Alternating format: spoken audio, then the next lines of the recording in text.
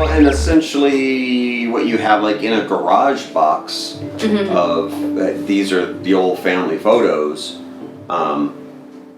At some point, I mean, I guess we all hope that somebody's grandkids comes through there and like picks out and goes like, oh, look at this grandpa boob. Yeah. And this is what they used to wear back then. Yeah, And what are they going to do with that? What we are trying to figure out of like, because we're still using that information ourselves. We took that information and we're using it continuously all the way through.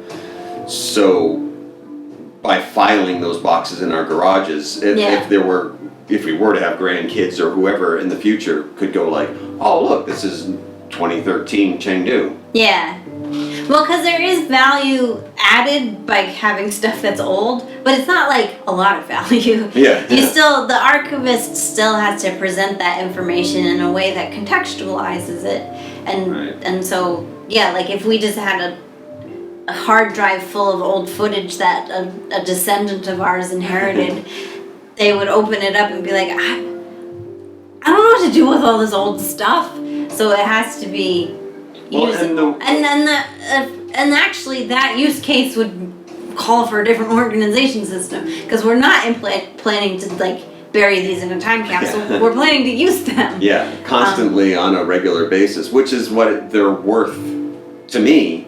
Yeah. And to us as a project, what it's worth is, can I get to it and use it the way that an artist would use their paints?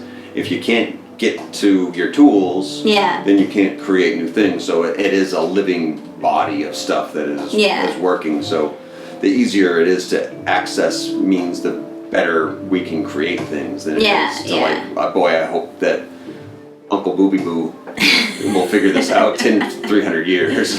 Also, because that's how people will be named. Booby Boo. Yeah, that's how our names will all be amalgamated. The other half of this is, it feels like digital is infinite, but actually storing all this stuff is not infinite. Mm-hmm. And to make sure we're making the best use of our hard drives, because that's a resource that we're spending money on.